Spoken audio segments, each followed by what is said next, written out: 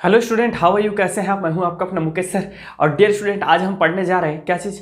विद्युत चुंबकीय तरंगे क्या है, कैसे उत्पन्न होती है, और ट्राई करेंगे इसकी अनुप्रस्थ प्रकृति को टच करने का, अर्थात वहां तक अगर संभव हो क्लास अगर सिमट जाता है तो डेफिनेटली उसको भी पढ़ाएंगे।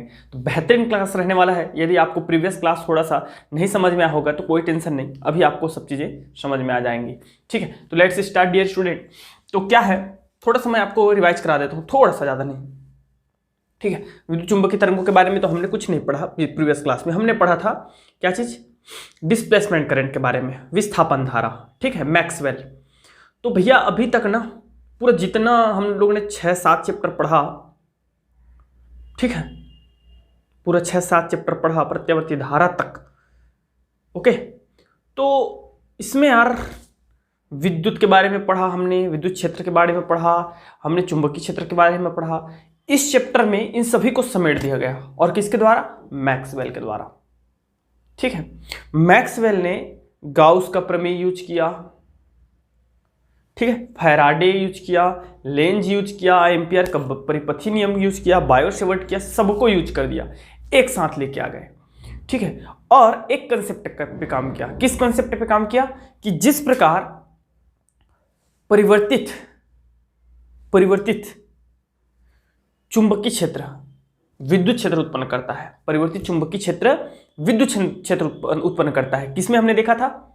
विद्युत चुंबकीय प्रेरण में। मोटर जब घूमती है ना, तो बद्ध चुंबकीय फ्लक्स में परिवर्तन होता है, तो क्या उत्पन्न होता है? विद्युत क्षेत्र उत्पन्न होता है। तो क्या परिवर्तित विद्युत क्षेत्र भी परिवर्तित चुंबकीय क्षेत्र उत्पन्न कर सकता है? तो एम्पियर ने इस पर नियम दिया था। क्या नियम दिया था? एम्पियर का परिपथी नियम, कि विद्युत धारा जब फ्लो करती है, आपका करंट जब बहती है, तो उसके किसी भी बिंदु पर, उस चालक तार के किसी भी बिंदु पर उसके आसपास क्या है? चुंबकीय क्षेत्र उत्पन्न हो जाता है। विद्युत धारा बहने पर, ठीक है, करंट फ्लो होने पर, परिवर्तित विद्युत क्षेत्र के कारण नहीं। ये बोला था किसने? हमारे आदरणीय श्री एम्पियर जी ने। ठीक है, और एम्पियर का परिपथी नियम दिया था। यहां तक सबको क्लियर है डियर स्टूडेंट? चलिए थोड़ा सा मैं आपको उन्हीं सब चीजों को थोड़ा सा फिर से समेटते हैं। ठीक है, देखिए यह है आपका मैक्सवेल का तीसरा समीकरण। मैक्सवेल का, इसको मैक्सवेल ने नहीं दिया था, पहले से था, लेकिन उपयोगी समीकरणों को मैक्सवेल ने समेट दिया कि भैया बस इतना जो है समीकरण हमको जरूरत है विद्युत चुंबकीय तरंगों के लिए। तो मैक्सवेल का जो तीसरा समीकरण है वो है आपका फैराडे का समीकरण। किसका? फैराडे का समीकरण। और फैराडे का समीकरण जो है डियर स्टूडेंट, वो है हमारा क्या चीज? आप इसको इस प्रकार से लिख सकते हैं, EDL that is equal to, या E that is equal to minus d∅b/dt। ठीक है, ये एक महत्वपूर्ण इक्वेशन था। ये सबको पता है फैराडे के नियम के अनुसार कि किसी कुंडली में, ठीक है, बद्ध चुंबकीय फ्लक्स में परिवर्तन होने पर उसमें उत्पन्न प्रेरित विद्युत वाहक बल, ठीक है, उस बद्ध चुंबकीय फ्लक्स में परिवर्तन के दर के बराबर होता है। ये सब कोई जानते हैं, अनुक्रमानुपाती होता है, हटाएंगे तो ये आ जाएगा। ठीक है ना, इसी को मैं इस फॉर्म में लिख सकता हूं। ठीक है, जहां ये क्या है? आपका विद्युत क्षेत्र है। तो यहां से हमको समझ में आता है कि परिवर्तित चुंबकीय क्षेत्र क्या उत्पन्न करता है? परिवर्तित जो है विद्युत क्षेत्र उत्पन्न करता है।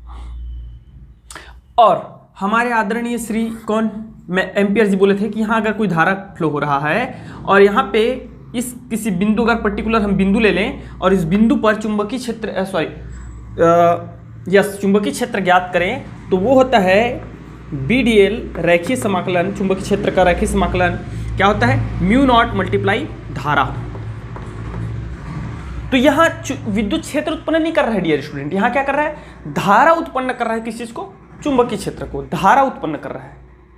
समझ में आ रहा है? धारा उत्पन्न कर रहा है, विद्युत क्षेत्र उत्पन्न नहीं कर रहा है। तो इस समस्या को दूर करने के लिए मैक्सवेल ने क्या किया था कि भैया चलो एक काम करते हैं, 2 ठो प्लेट ले लेते हैं इस प्रकार, और इस प्लेट में हम क्या करते हैं, किसी थोड़ा सा बस समझा देता हूं, ठीक है, उसके बाद फिर कनेक्ट करेंगे पूरा। ये कुंजी है, ये बैटरी है। अब इसमें धारा फ्लो करो, ठीक है, कहां से कहां होगा? धनात्मक से ऋणात्मक की ओर। इधर जो है अगर ये प्लेट प्लेट प्लस है माइनस है, तो कुछ इस प्रकार से जो है हमारा क्या होगा, धारा जो है करंट जो है फ्लो होगी कि नहीं होगी। तो किसी भी बिंदु पर यदि हम लोग चुंबकीय क्षेत्र की गणना करेंगे, क्योंकि धारा बह रही है, तो ये आएगा कि नहीं आएगा? बिल्कुल आएगा सर, इस प्रकार आ जाएगा। ठीक है, तो यहाँ पे धारा कैसे बह रही है बताइए मुझे। यहाँ पे धारा कहाँ बह रही है? यहाँ तो भैया ये तो डिस्कनेक्ट है, तो यहाँ पे धारा क्यों फ्लो हो रही है? यहाँ पे धारा क्यों फ्लो हो रही है? एक बात। दूसरी बात, मैक्सवेल ने क्या किया, यहाँ पे एक चुंबकीय सुई रखा। उसने क्या देखा, चुंबकीय सुई में गजब का एक्सपेरिमेंट क्या देखा कि वो जो चुंबकीय सुई है उसमें विक्षेप प्राप्त हो रहा है। कैसे? कैसे? यहां तो किसी भी प्रकार का आपका धारा प्रवाहित नहीं हो रहा है। यहाँ धारा अच्छा, यहाँ पे करते हो, चेक करते हो, समझ में आता है, क्योंकि यहाँ धारा प्रवाहित हुई, यहाँ तो कोई धारा प्रवाहित नहीं हो रहा है। तो कैसे बताइए, कैसे? तो उसके लिए उन्होंने क्या किया, यहाँ पे एक करंट का जो है क्या बताया कि यहाँ पे ये पूरा चार्ज आवेशित हो जाता है, धीरे धीरे कर करके जो है पूरा आवेश चार्ज जो है यहाँ से, ठीक है, यहाँ से आपका निकल करके इलेक्ट्रॉन इधर आते जाते हैं, ठीक है जी, या आवेश, धनात्मक आवेश यहाँ से निकल करके यहाँ आते जाता है, जिसके कारण यहाँ क्या होता है, ये धन आवेशित प्लेट हो जाता है, ऋण आवेशित प्लेट हो जाता है, और इन दोनों के मध्य निरावेशन के कारण क्या हो जाता है, एक वैद्युत क्षेत्र उत्पन्न हो जाता है, जो कि परिवर्तनशील है। रीजन क्या है, क्योंकि इलेक्ट्रॉन्स जो है फ्लो कर रहे हैं, चार्ज जो है आ जा रहा है, तो जिसके कारण यहाँ क्या है, हमारा परिवर्तित विद्युत क्षेत्र है। परिवर्तित विद्युत क्षेत्र है, तो उस विद्युत क्षेत्र के कारण यहां एक हम धारा की कल्पना कर सकते हैं, और वो धारा है आईडी, डिस्प्लेसमेंट करंट, मैक्सवेल ने दिया, और इसी धारा के कारण यहां क्या हो रहा है, चुंबकीय क्षेत्र उत्पन्न हो रही है। तो इस प्रकार से फिर मैक्सवेल ने इस एम्पियर के परिपथी नियम को सुधारा, और एम्पियर के परिपथी नियम को सुधार करके फिर दिया BDL that is equal to mu naught, जो आई है डियर स्टूडेंट वो दे दिया IC plus ID, I is equal to क्या हो जाएगा हम लोगों का ID, I प्लस ID। तो ये क्या था, ये सुधार रूप है उसका, कि धारा केवल जो है चुंबकीय क्षेत्र केवल हमारे चालन धारा के कारण नहीं, अर्थात उस परिपथ में बहने वाली धारा के कारण नहीं, अपितु डिस्प्लेसमेंट करंट के कारण, विस्थापन धारा के कारण भी चुंबकीय क्षेत्र उत्पन्न होता है। इसीलिए उन दो प्लेटों के मध्य जहां पे कोई भी तार नहीं है, जुड़ा नहीं हुआ है सर्किट, फिर भी वहां क्या हो रहा है, चुंबकीय क्षेत्र हमको प्राप्त हो रहा है। ये इसी को हम लोग इस प्रकार से भी लिख सकते हैं, कैसे, म्यू नॉट I प्लस इसका क्या हो जाएगा, epsilon D phi E divided by dt, अर्थात परिवर्तित विद्युत क्षेत्र के कारण परिवर्तित चुंबकीय क्षेत्र उत्पन्न होता है, और परिवर्तित चुंबकीय क्षेत्र के कारण परिवर्तित विद्युत क्षेत्र उत्पन्न होता है। अब समझ में आया थोड़ा बहुत। और they are perpendicular to each other, वे एक दूसरे के क्या होते हैं डियर स्टूडेंट, एक दूसरे के क्या होते हैं, लंबवत होते हैं। कैसे होते हैं, दोनों हमेशा एक दूसरे के क्या होते हैं, लंबवत होते हैं। कौन, परिवर्तित विद्युत क्षेत्र और परिवर्तित चुंबकीय क्षेत्र। यहां तक कंसेप्ट क्लियर हुआ। अब समझते हैं बातों को, सुनते जाइएगा सब लोग ध्यान से। फिर उसके बाद आज तुरंत अब भी आ जाएगा कंसेप्ट, विद्युत चुंबकीय तरंगे क्या है, एकदम अच्छे से समझ में आएगा, थोड़ा धैर्य रखिए। हम सब पढ़े हैं वैद्युत आवेश एवं विभव धारिता पढ़े थे, है ना, स्थिर विद्युत आवेश। तो हम सबको पता है कि एक कोई भी आवेश है, स्थिर आवेश, तो उसके आसपास क्या हो जाता है डियर स्टूडेंट, उसके आसपास विद्युत क्षेत्र उत्पन्न हो जाता है, और इसी विद्युत क्षेत्र के उत्पन्न होने के कारण अगर हम इसके आसपास पे कोई अन्य आवेश लाते हैं तो आकर्षण या प्रतिकर्षण बल का अनुभव करता है। तो रेस्ट चार्ज जो है इलेक्ट्रिक फील्ड डेवलप करता है, जनरेट करता है, क्या चीज, विद्युत क्षेत्र उत्पन्न करता है। कौन सा, रेस्ट चार्ज। और हम सबको पता है एम्पियर के परिपथी नियम के अकॉर्डिंग कि, और बायो-सेवर्ट के नियम के अनुसार, ऑस्टेड के अनुसार, ऑस्टेड ने सर्वप्रथम किया था, चुंबकीय सुई को ला के रख के देखा था, है ना भाई। तो हम सबको पता है कि बहने वाली धारा, क्या, बहने वाली धारा के कारण क्या होता है, चुंबकीय क्षेत्र उत्पन्न होता है।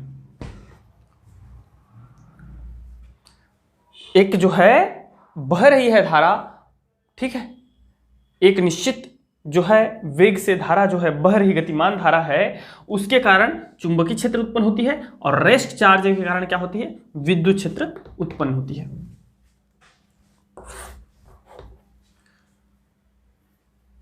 इसके अतिरिक्त एक और चीज है, क्या चीज है पता है, क्या बताया कि एक समान वेग से बहने वाली धारा तो चुंबकीय क्षेत्र उत्पन्न कर रहा है, और रेस्ट जो है चार्ज जो है, और ये धारा कैसे आता है, धारा dq/dt, ठीक है। आवेश के बहने, एक समान एक निश्चित वेग से आवेश के बहने से क्या हो रहा है, ये उत्पन्न हो रहा है, और रेस्ट चार्ज के कारण क्या उत्पन्न हो रहा है, विद्युत क्षेत्र।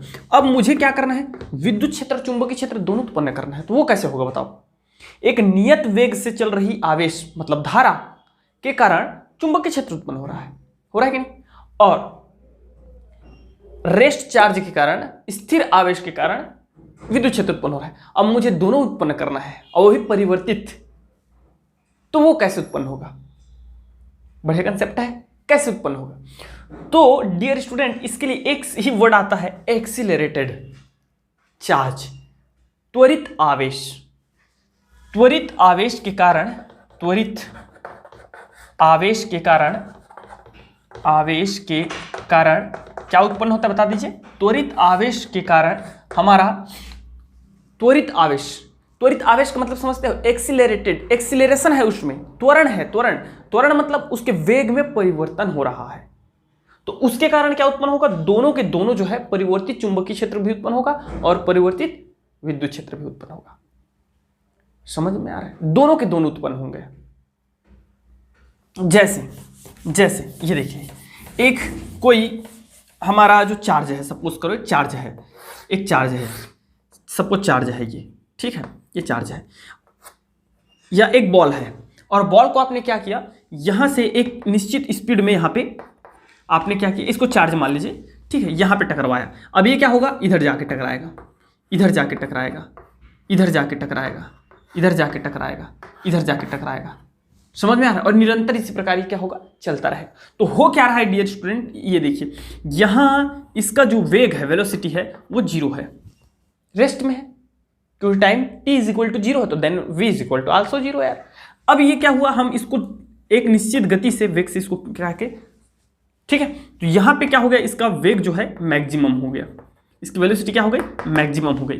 फिर यहां जब आएगा तो थोड़ा सा तो रेस्ट होगा ना, क्योंकि यहां पे आपका जो है टकरा रहा है यहां पे, तो यहां रेस्ट v = 0, मतलब क्या हो रहा है, वेग में परिवर्तन, और वेग में परिवर्तन को ही हम लोग क्या बोलते हैं, एक्सीलरेशन बोलते हैं। तो एक एक्सीलेटर, एक्चुअली आपका इसमें एक्सीलरेशन है, ठीक है, त्वरण है, तो इसके कारण क्या उत्पन्न होता है, इस एक्सीलरेटेड चार्ज के कारण हमारा विद्युत क्षेत्र परिवर्तित क्या उत्पन्न होता है, विद्युत क्षेत्र, क्योंकि रुक रहा है तो विद्युत क्षेत्र उत्पन्न होगा, और गतिमान है इस कारण क्या उत्पन्न होगा, चुंबकीय क्षेत्र उत्पन्न होगा।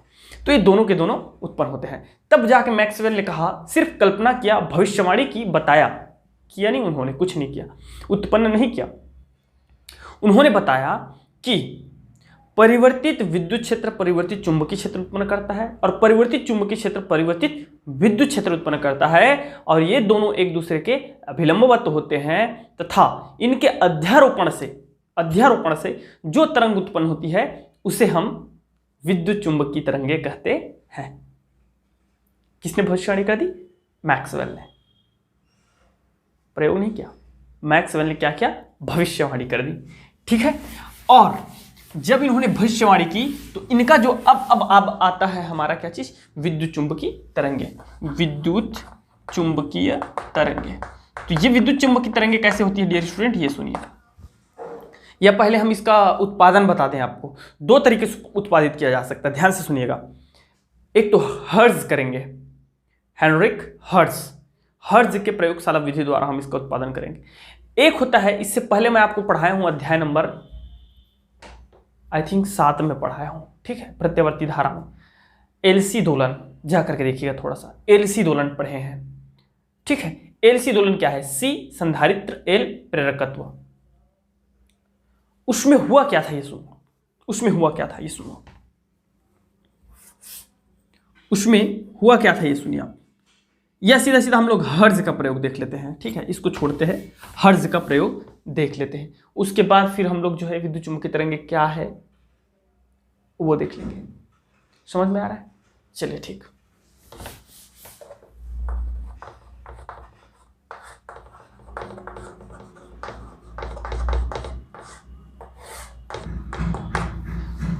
तो प्रयोगशाला में हर्ज सर्वप्रथम जो है विद्युत चुंबकीय तरंगों का उत्पादन किए थे। कैसे किए थे भैया? इसको देखिए। इसके लिए उन्होंने क्या क्या लिया, ये देखो आप। इस प्रकार P1 और P2 दो प्लेट ले लिया, जिसके प्रत्येक भुजा की लंबाई जो थी वो थी 40 सेंटीमीटर। कितना? 40 सेंटीमीटर। और इन प्लेटों को दो धातु के गोलों से एक मोटे तार के माध्यम से जोड़ दिया। ये तार है, ठीक है, एक मोटे तार के माध्यम से क्या किया? जोड़ दिया।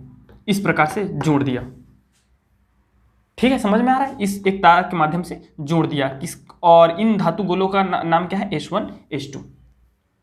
ठीक है डियर स्टूडेंट, इनकी बीच की जो दूरी है वो 2 से 3 सेंटीमीटर रखा, मतलब बहुत कम गैप, बहुत कम, मिनिमम।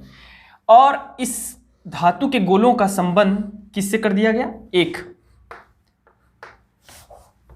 प्रेरक कुंडली से कर दिया गया। ये लीजिए, इस प्रकार से एक सी प्रेरक कुंडली से इनका संबंध जो है कर दिया गया। पहले वर्णन कर लेते हैं, उसके बाद फिर हम लोग देखेंगे इसकी कार्यविधि देख लेंगे। ठीक है, इन दोनों के सामने एक जो है संसूचक मतलब डिक्टेटर, उसका वो करने वाला, पता लगाने वाला। ठीक है, तो एक तार के माध्यम से एक तार को मोड़ करके एक डी संसूचक बनाया गया है। ठीक है, जिसके सिरों पर H1 और H2 दो धातु के गोले लगे हुए हैं। ठीक है डियर स्टूडेंट, तो ये है छोटा सा एक संरचना। ओके, अब बात करते हैं ये कैसे काम करता है, हाउ इट इज वर्क। थोड़ा सा और इसमें कुछ चीज मैं भूल रहा हूं क्या? नहीं, बहुत सही है, इतना सफिशिएंट है।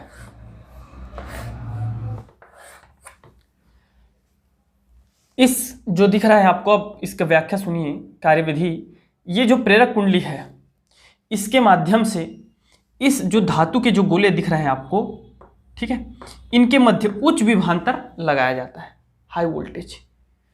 तो ये एक कैपेसिटर के जैसा वर्क करता है। पहले क्या करेगा? आवेश को संचित करेगा स्वयं में। कैपेसिटर का काम ही है आवेश को क्या करना? संचित करना स्वयं में। तो ये एज अ कैपेसिटर वर्क करता है और ये जो है आवेश को धारण करने लगता है। लेकिन इधर से वोल्टेज लगा ही रहे हैं, तो होता क्या है, एक स्थिति ऐसी आती है कि ये पूर्णतः आवेशित हो जाता है, बहुत ज्यादा। और जब ये पूर्णतः आवेशित हो जाता है तो इसके जो सिरों से क्या होता है, आपका आवेश का क्षरण होने लगता है। आवेश क्या होने लगते हैं भाई? कैपेसिटर कितना अपना स्टोरेज करेगा? जितना उसका क्षमता है, उससे ज्यादा होगा तो क्या करेगा? वो विसर्जित करना स्टार्ट करेगा। क्या करेगा? विसर्जित करना स्टार्ट करेगा। तो यहां से उसका क्या होने लगता है? क्षरण होने लगता है। किस चीज का? आवेश का। यहां से जो है आवेश का जो है क्षरण होना प्रारंभ हो जाता है।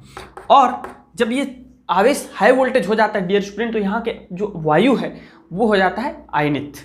जैसे कि आपने गर्मी के दिन में जो हाई वोल्टेज तार जो जाते हैं वहाँ देखे होंगे चट चट चट चट की आवाज़ आती है। रीज़न क्या है? वहाँ का आयन जो वायु है वो एक तो टेम्परेचर हाई है गर्मी का दिन, ठीक है, ऊपर से वहाँ हाई वोल्टेज है, जिसके कारण क्या हो जाता है, वहाँ का आयन जो है वायु आयनित हो जाता है और चट चट की आवाज़ आती है। तो वैसे यहाँ का वायु क्या हो जाता है? आयनित हो जाता है।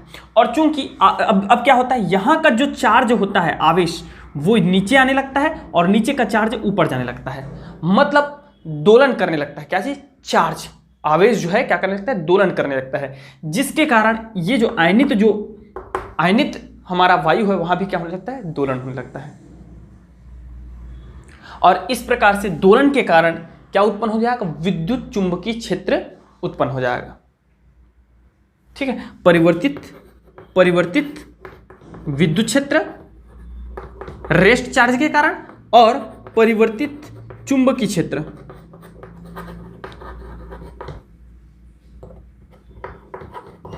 आपके गतिमान आवेश के कारण। तो ये दोनों जो है उत्पन्न हो जाते हैं और ये एक निश्चित वेग से क्या होने लगता है? आगे बढ़ने लगता है, और जो हमें डिक्टेटर के द्वारा जो है आपको पता चल जाता है। तो इस प्रकार से विद्युत चुंबकीय तरंगों को उत्पादन जो है उत्पन्न किया जाता है। समझ में आ गया ये चीज। इसी कंसेप्ट को हम एलसी दोलन के माध्यम से, अच्छा, और इसमें जो उत्पन्न हमारा जो विद्युत चुंबकीय तरंगे हैं उनकी जो आवृत्ति होती है, फ्रीक्वेंसी, दैट इज होता है dear student 1/2 pi under root LC. ठीक है, इस प्रकार से इसको कॉमनली आप निकाल सकते हो किससे, L omega that is equal to C omega, अनुनाद की स्थिति से निकाला जा सकता है। अनुनाद की स्थिति आप सबको पता होगा। अनुनाद की स्थिति में, ठीक है जी, आपका प्रेरकत्व और संधारित्र का प्रतिघात जो है बराबर होते हैं। इसको हम लोग एलसी दोलन के माध्यम से भी निकाल सकते हैं। ठीक है, एलसी दोलन के माध्यम से भी इस चीज को निकाल सकते हैं। तो यदि मैं अब विद्युत चुंबकीय तरंगों को आपको परिभाषित करना चाहूं या बताना चाहूं तो ये कुछ इस प्रकार होता है। क्या होता है, इधर सुनिए। आप किसी को भी एक्स वाई जेड मान सकते हो, 3 ठो दिख रहा है ना, किसी को भी एक्स वाई जेड मान सकते हो। एक्स है, सपोज करते हैं वाई है, और ये जेड है, ओरिजिन है।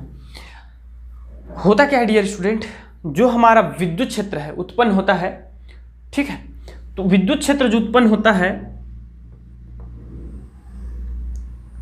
इस प्रकार, सपोज करो क्या है ये विद्युत क्षेत्र है, तो ये एकाएक ये स्ट्रेट नहीं होता, ये बढ़ता है फिर घटता है, फिर बढ़ता है फिर घटता है। इसके कारण परिवर्तित, क्योंकि परिवर्तित हो रहा है, एकाएक ये फ्लैट नहीं होगा, इस प्रकार से नहीं हो सकता है। ऐसा होगा तो परिवर्तित नहीं होगा, ये तो स्ट्रेट है ना। परिवर्तित विद्युत क्षेत्र, परिवर्तित विद्युत क्षेत्र क्या उत्पन्न करता है, परिवर्तित चुंबकीय क्षेत्र उत्पन्न करता है। परिवर्तित क्या क्षेत्र उत्पन्न करेगा, चुंबकीय, जो कि इस परिवर्तित विद्युत क्षेत्र के क्या होगा, लंबवत होगा। तो एक काम करते हैं, इसके लंबवत हम किधर ले लेते हैं, जेड में ले लेते हैं। तो जेड में अगर लूंगा मैं, तो जेड में कैसे आ जाएगा,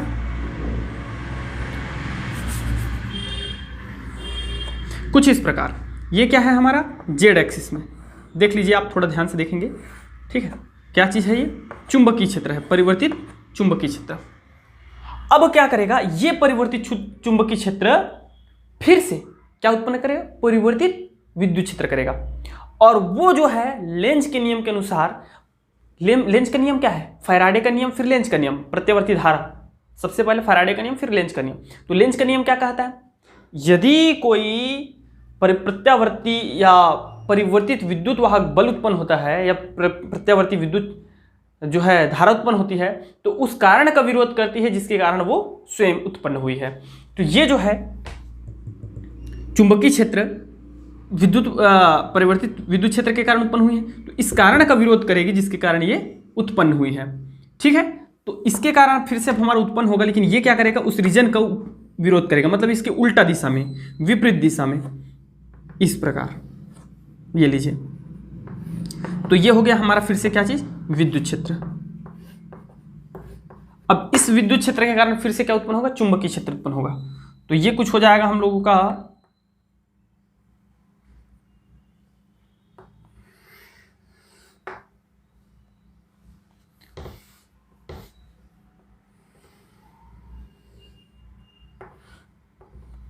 कुछ इस प्रकार।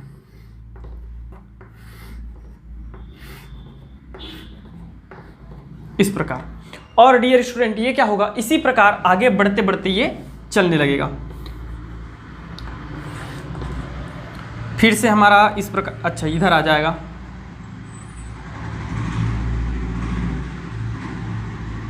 अरे यार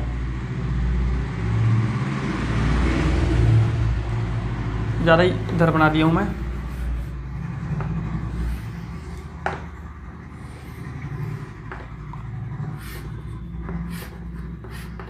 इस प्रकार आप अच्छे से बना सकते हैं। ठीक है, इस प्रकार। और फिर से हमारा ये जो है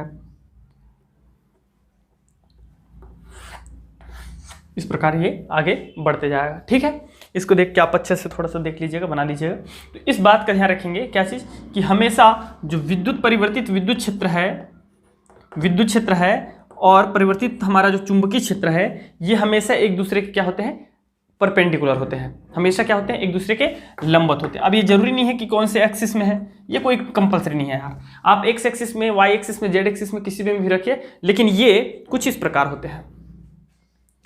अच्छा, और देखिए एक बात ध्यान से सुनिएगा, ठीक है, ये कुछ इस प्रकार होते हैं, ये देखिए, ठीक है, ऐसा। तो जिसकी इधर बढ़ रहा है ये इस प्रकार समझ लीजिए आप, ऐसा, हाँ ठीक है। ये हमारा ये है विद्युत क्षेत्र, कौन, थंब जो दिख रहा है आपको अंगूठा, वो विद्युत क्षेत्र की दिशा है, ठीक है। तो जो हमारा चुंबकीय क्षेत्र की दिशा होगी वो मध्यमा की ओर होगी। किसकी ओर होगी, ये तीनों उंगलियों को देख लीजिए, इसकी ओर होगी। ये एक दूसरे के साथ 90 एंगल में है कि नहीं है, ठीक है। और मजे की बात भाई, ये दोनों निरंतर आगे बढ़ते हैं, समझ में आ रहा है। और ये किस दिशा में आगे बढ़ते हैं, तो दोनों के अभिलंबवत दिशा में, मतलब ये वाई एक्सिस में परिवर्तित विद्युत क्षेत्र है और जेड एक्सिस में हमारा परिवर्तित चुंबकीय क्षेत्र है। तो ये आगे बढ़ेंगे किस दिशा में, एक्स दिशा में बढ़ेंगे, एक्स दिशा में बढ़ेंगे, समझ में आ रहा है। इनकी गति की दिशा कहां होती है, एक्स दिशा में होती है। एक्स कंपल्सरी नहीं है, लेकिन उनके अभिलंबवत दिशा में होती है। तरंग संचरण की दिशा क्या होगी, तरंग संचरण, ये देख लीजिए, बस मैं इधर थोड़ा सा और बना देता हूं, उसको समझ में आ जाएगा। ये अब मैं इसको एक्स वाई जेड नाम नहीं दे रहा हूं, आप कुछ कोई भी दिशा ले सकते हैं, उससे कोई फर्क नहीं पड़ता। तो ये हो जाएगा तरंग संचरण की दिशा, क्या, तरंग संचरण की दिशा, मतलब तरंग इस दिशा में चल रहा है। तो ये हो जाएगा आपका, इसमें से किसी भी दिशा में आप क्या रख सकते हो, विद्युत क्षेत्र को रख सकते हो, और किसी भी दिशा में क्या रख सकते हो, चुंबकीय क्षेत्र को रख सकते हो। ये है, तो ये चीज है यहाँ। तो विद्युत चुंबकीय तरंगे वे तरंगे होती है जिसमें विद्युत क्षेत्र और चुंबकीय क्षेत्र एक दूसरे के अभिलंबवत होते हैं तथा तरंग संचरण की दिशा इनके अभिलंबवत होती है। समझ में आ गया। तो यह है हमारा क्या चीज, तरंग संचरण, विद्युत चुंबकीय तरंगे। ओके, विद्युत चुंबकीय तरंगों के बारे में और कुछ अगर जानकारी ये है कि देखो, विद्युत चुंबकीय तरंगे विद्युत क्षेत्र उत्पन्न होने के लिए चुंबकीय क्षेत्र है उसका स्रोत का काम करेगा, और चुंबकीय क्षेत्र उत्पन्न होने के लिए विद्युत क्षेत्र का उत्पन्न काम करेगा। मान के चलिए एक बार, ठीक है, ये इसका तरंग दैर्ध्य, यहां से क्या हो जाएगा, इसका तरंग दैर्ध्य यहां तक हो जाएगा, ये देखिए लैम्डा,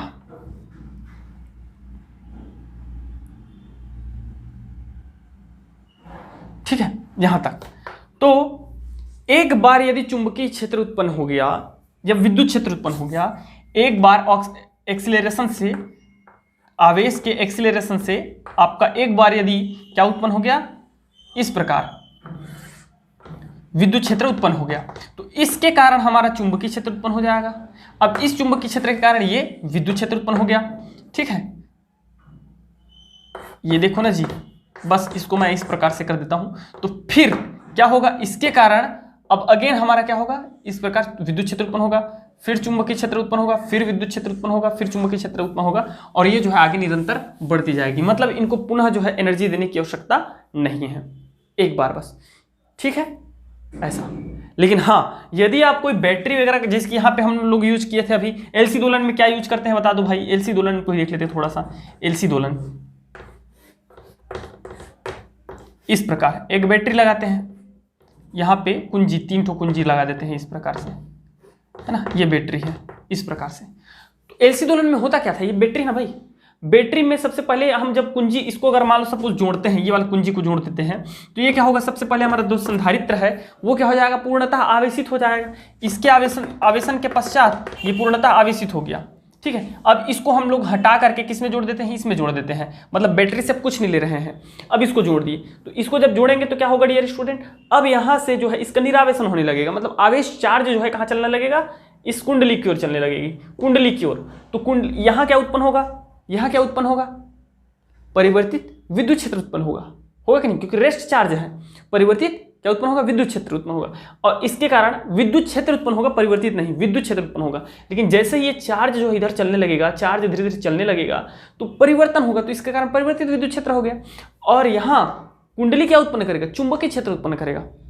तो चुंबकीय क्षेत्र उत्पन्न हो जाएगा, लेकिन कुछ समय पश्चात जब ये पूर्णतः निरावेशित हो जाएगा, मतलब पूर्णतः डिस्चार्ज हो जाएगा, और सारे के सारे आवेश कहाँ चले जाएंगे, कुंडली में चले जाएंगे, तो कुंडली फिर पूर्णतः आवेशित हो गया। अब ये फिर से क्या होगा, फिर से निरावेशन होगा। समझ में आ रहा है। तो ये चीजें हैं। चलिए देखते हैं जेसी बोस को।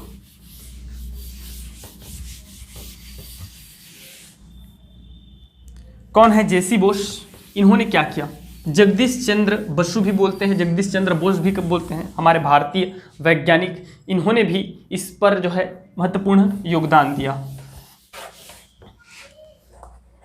जेसी बोस, देखो भाई, आपका मैक्सवेल साहब थे, उन्होंने क्या किया? सिर्फ कल्पना की कि आने वाले भविष्य में ऐसा होगा कि हमारा जो है विद्युत चुंबकीय तरंगे उत्पादन की जा सकती है, ठीक है। और उन्होंने बताया कि विद्युत चुंबकीय तरंगे होती है, बताया उन्होंने। लेकिन हर्ट्ज ने क्या किया? उसको प्रयोग किया और उत्पन्न करके दिखा भी दिया। लेकिन वो बहुत सूक्ष्म तरंगे थी, बहुत ही अल्प तरंग दैर्घ्य की तरंगे थी, मतलब बहुत ज़्यादा दूर तक ट्रेवल नहीं कर पाई, बहुत कम मात्र उत्पादन बस किया। लेकिन जगदीश चंद्र बसु जो है, हमारे बोस जो है, भारतीय वैज्ञानिक, इंडियन साइंटिस्ट, इन्होंने क्या किया? उस तरंगों को 1.5 किलोमीटर दूरी तक ट्रेवल करा दिया, 1.5 किलोमीटर दूरी तक ट्रेवल करा दिया, ठीक है। किस चीज को? विद्युत चुंबकीय तरंगों को। इसके बाद आए आदरणीय श्री मार्कोनी जी। कौन? मार्कोनी। याद रख लीजिएगा, रट्टा मार लीजिएगा नाम को। यही है हमारे रेडियो तरंगों के जनक, रेडियो तरंग के जनक है ये, ठीक है जी, मार्कोनी। तो मार्कोनी ने क्या किया? जगदीश चंद्र बसु का अनुसरण किया, कॉपी किया, और इन्होंने विद्युत चुंबकीय तरंगों को अटलांटिक महासागर मतलब आपका इधर, ये बीच में है जी, ऐसा देखो, मैं ये सिंपल डायग्राम बना रहा हूं, ठीक है। मतलब इधर है हमारा क्या चीज? उत्तरी अमेरिका, दक्षिणी अमेरिका, यस, उत्तरी अमेरिका, दक्षिणी अमेरिका, ठीक है। और इधर है आपका यूरोप एंड एशिया। तो इन्होंने क्या किया? बीच में अटलांटिक महासागर है, अटलांटिक महासागर से जो है क्या किया? एक महाद्वीप से दूसरे महाद्वीप तक भेजने में सफल हुए। कौन? मार्कोनी जी। और उसके बाद ही भैया फिर हमारा चालू हुआ फिर वायरलेस, जितने भी आप रेडियो, टीवी, एंटीना यूज जो करते हो ना, मोबाइल वगैरह सब, आज हम मोबाइल में बातें कर पा रहे हैं, एक जगह से दूसरे जगह, विश्व के किसी भी स्थान तक बात कर पा रहे हैं, उनका श्रेय है सिर्फ किसको जाता है? श्री मार्कोनी जी को जाता है। समझ में आ रहा है? आप टीवी देख पा रहे हैं, सिग्नल, तो ये सबका श्रेय किसको जाता है? मार्कोनी जी को जाता है। उसके बाद ही जो है रेडियो तरंगों, फिर उसी को रेडियो तरंगे बोले गया, और उसके बाद फिर रेडियो वगैरह का फिर जो है आविष्कार हुआ, फिर उनका जो है तरंगों के माध्यम से आज हम देख पा रहे हैं, सुन पा रहे हैं। समझ में आ गया? अब डियर स्टूडेंट, इसमें एक कंसेप्ट है, वो है कि रेडियो तरंगे अनुप्रस्थ तरंगे होती है, सिद्ध कीजिए, ठीक है। तो एक तो हम इसको थ्योरेटिकल सिद्ध कर सकते हैं, और दूसरा इसका डेरिवेशनल सिद्ध करना है। तो उसके लिए एक काम करते हैं, हम नेक्स्ट क्लास में करेंगे उसको, ठीक है। तो आज के लिए बस इतना ही। Thank you very much and best of luck.